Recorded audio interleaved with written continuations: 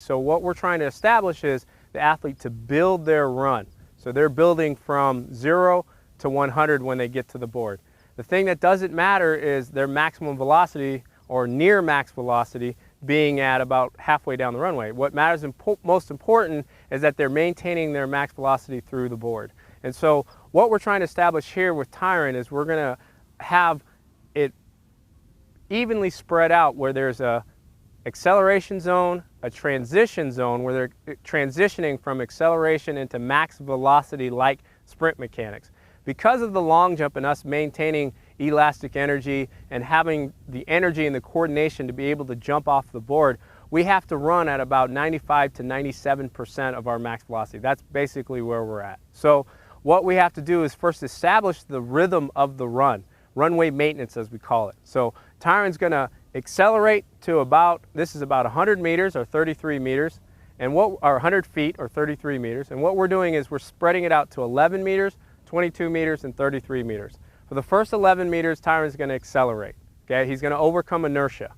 From 11 to 22, Tyron is going to transition from acceleration to max velocity like sprint mechanics. And then once he gets to 22 to 33 meters, he's going to be in max velocity like sprint mechanics.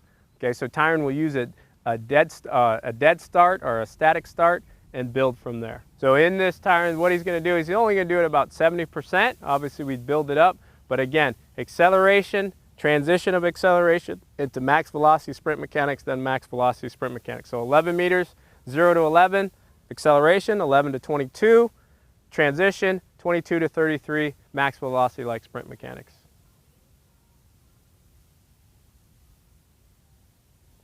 Acceleration, patient transition, and then max velocity sprint mechanics.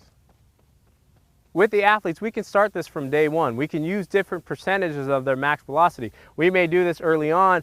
Tyron just has his flats on. We may do this with spikes later on. But what we're trying to establish here is we're trying to establish the athlete on the track away from the runway, taking the board out of their peripheral or their visual, because athletes will do strange things when the board becomes a part of the play. So right now, all we're trying to establish is the rhythm of the run, and for them to separate transition, acceleration, transition, and max velocity. And usually we'll do this about 6 to 8 repetitions. Early on, we'll go 60, 70% of their max. We'll build it up 70 to 80, 80 to 90. If you're a high school coach, you may not have that much time to do this. So this might be sped up. The first time we do this, it may be literally at 80 to 90%, and then we may build from there to 90 to 100% as we go. The first time Tyron did it, he did it from a static start, but kind of being more specific for Tyron uses a walk-in or he uses a dynamic start. So Tyron's going to use his dynamic start this time to show the same thing as far as acceleration, transition, and max velocity. So Tyron will use his more static or dynamic start for this repetition.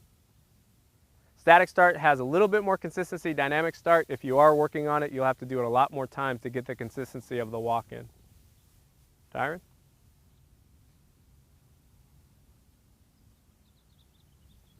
Acceleration, transition, max velocity.